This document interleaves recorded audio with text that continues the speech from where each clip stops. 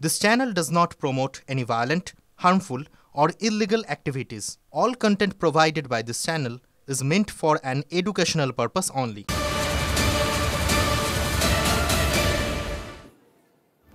আর news express chapter 9 এর শুরুতেই যে বড় খবরের দিকে নজর রাখতে হবে। এতক্ষণ আপনারা জেনেই গেছেন আজ থেকে আবারও পূর্ণ কর্মবিরতিতে যাচ্ছেন জুনিয়র চিকিৎসকরা।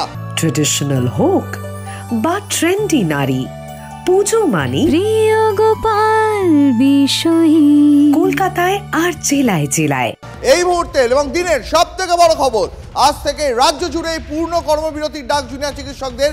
8 ঘন্টা জিবি বৈঠকের পরে সিদ্ধান্ত চিকিৎসকদের।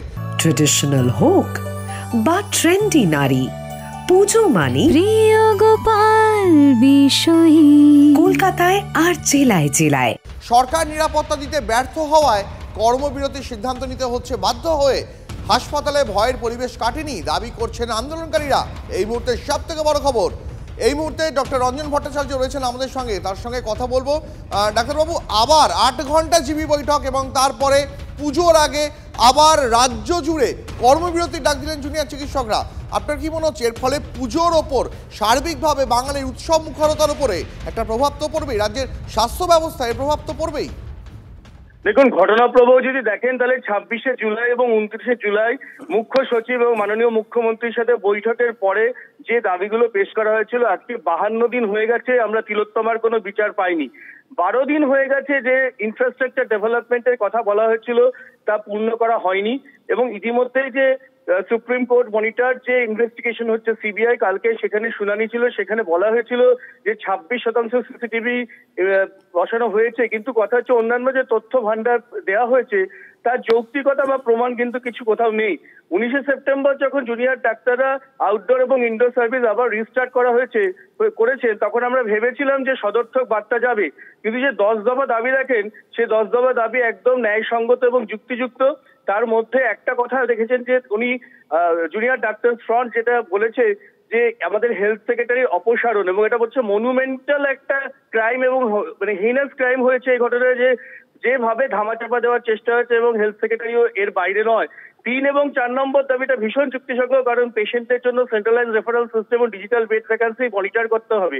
8 নম্বর দাবি যদি দেখেন সেখানে কিন্তু অদ্ভুত ভাবে দেখবেন যে ইনকোয়ারি কমিটি কলেজে কলেজে প্রস্তুত রাখার কথা বলা হয়েছিল, কিন্তু জেএনএম হাসপাতাল কল্যাণীতে যখন 40 জনকে বরখাস্ত করা হয় তারপরে তাকে সেখানে প্রিন্সিপাল এবং এমএসবি কে প্রকারান্তরে বলা হয় যে তারা কেন এরকম নির্দেশিকা দিলেন। এবং আমরা এখনো দেখেছি যে মুর্শিদাবাদ মেডিকেল কলেজে ইনকোয়ারি কমিটি একটা নোটিফিকেশন 18 তারিখ হয়েছে, কিন্তু আজ অব্দি তার চেয়ারপারসনও কোনো মিটিং ডাকেননি এবং তার বিরুদ্ধে সদর্থক বার্তা দেওয়া হয়নি। এবং হুমায়ুন কবির যে বক্তব্য করেছে জুনিয়র ডাক্তারদের পরিপ্রেক্ষিতে, তার বিরুদ্ধে কিন্তু ইনস্টিটিউশনালি প্রিন্সিপাল কোনো ব্যবস্থা এখনো নেয়নি।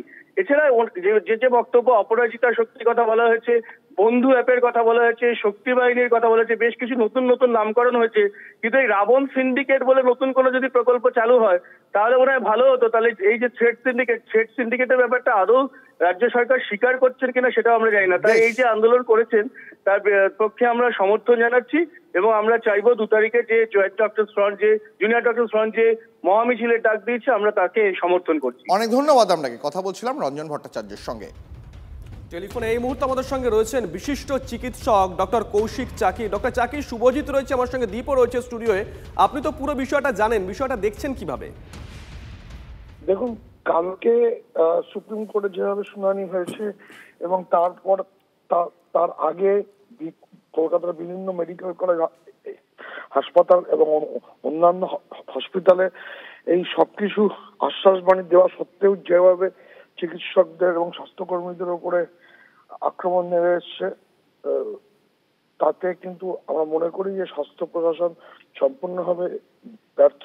কোন রকম সদর্থক পদক্ষেপ তারা দেখাতে পারেননি, যা দেখিয়েছেন শুধু খাতায় কলমে, কিন্তু on the ground there has been absolutely no practical solutions to end this violence. আর হচ্ছিল যে তার সঙ্গে হচ্ছিল যে লোকগুলো এই যে এই থ্রেড সিন্ডিকেটের মাথা, তারা কিন্তু অবাধে ঘুরে বেড়াচ্ছে এখন। সেই অবস্থায় জুনিয়র ডাক্তারদের পক্ষে, সিনিয়র ডাক্তারদের মানে অনেকের পক্ষেই কিন্তু মানে স্বাস্থ্যকর্মে বা স্বাস্থ্যক্ষেত্রে একটা শান্তিপূর্ণ পরিবেশে কাজ করাটা প্রায় দুঃসহ হয়ে উঠছে। আমরা বেশ, সুপ্রিম বেশ। কোর্ট থেকে এমন কোনো আশ্বাসবাণী পাইনি যাতে আমরা বোধ করতে পারি। সুতরাং বুঝতে পেরেছি, আমার বুঝতে মনে পেরেছি। হয় যে টিমাটা করবে যা পদক্ষেপ তাতে আমাদের পূর্ণ সমর্থন আছে। অসংখ্য ধন্যবাদ ডক্টর চাকি। সায়ন্ত আমাদের সঙ্গে রয়েছেন আরজি কর থেকে আমাদের সহকর্মী। সায়ন্ত, এটা খুব পরিষ্কার, জুনিয়র ডাক্তাররা প্রথম দিন থেকেই বলে আসছিলেন একদিকে যেমন বিচার চাই, অন্যদিকে নিরাপত্তাও চাই। স্বাস্থ্য ভবনের সামনে 11 দিন ধরে ধর্ণা, কিন্তু তারপরেও বোধহয় পরিস্থিতি পাল্টাবে করেও পাল্টায়নি। যদি পাল্টাতো তাহলে হয়তো এই জিনিস দেখতে হতো না। সিনিয়র ডাক্তার এই কথা বলছেন, জুনিয়র ডাক্তাররা কি বলছেন সায়ন্ত? দেখো শুভজিৎ, আমি একটা বিষয় পরিষ্কার হয়ে গিয়েছে যে নিরাপত্তার কথা বলছিল, যে নিরাপত্তার কথা বারবার করে রাজ্য প্রশাসনের তরফে আশ্বাস দেওয়া হয়েছে, সেটা কিন্তু কোথাও বিঘ্নিত হয়েছে। সাগর দত্ত মেডিকেল কলেজ বা ন্যাশনাল মেডিকেল কলেজের ঘটনা কিন্তু তার থেকে প্রমাণিত। যে কারণে যে 10 দফা দাবির কথা জুনিয়র চিকিৎসকরা তাদের জিবি মিটিংয়ের পর জানিয়েছে এবং তারপরই পূর্ণ কর্মবিরতির ডাক দেওয়া হয়েছে, সেখানে কিন্তু দুটো বিষয় এবার গুরুত্বপূর্ণভাবে স্থান পেয়েছে। এক, রেফারেল, কেন্দ্রীয়ভাবে হাসপাতালগুলোতে রেফারেল কী অবস্থা সেটা জানাতে হবে। আর দ্বিতীয় হচ্ছে এই টোটাল যে মনিটরিং পদ্ধতি, এইটাকেও সঠিক সুনিশ্চিত করতে হবে। অর্থাৎ রেফারেলের জন্যই কিন্তু বা খালি যে ভ্যাকেন্সি বেড, এই দুটো কারণের জন্য কিন্তু সাগর দত্ত মেডিকেল কলেজে সেদিনকে আক্রান্ত হতে হয়েছিল জুনিয়র চিকিৎসকদের, যে কারণ কিন্তু এই আন্দোলন আরও বড় আকার নিল।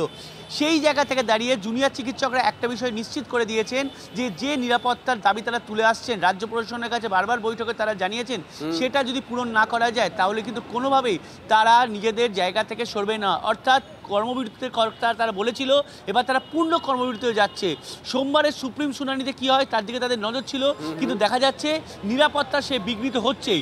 একই সঙ্গে নারায়ণ স্বরূপ নিগম স্বাস্থ্য সচিব তারও কিন্তু পদত্যাগের দাবি করছেন, বলছে কোনো রকম অন্য সিদ্ধান্ত নয়, পদত্যাগ করতে হবে নারায়ণ স্বরূপ নিগমকে।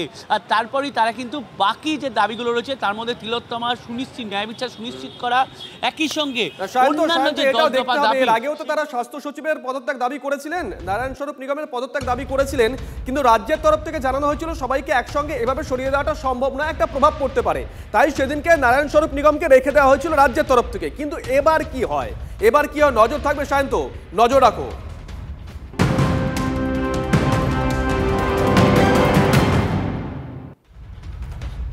স্থায়ী আমানত নিয়ে ছোট ব্যাংকগুলিকে সতর্ক করল আরবিআই। ব্যাংকগুলিকে আর্থিক পরিস্থিতি মূল্যায়নের পরামর্শ, আধুনিক প্রযুক্তির মাধ্যমে আরও লেনদেন বাড়ানোর পরামর্শ আরবিআই এর ডেপুটি গভর্নরের।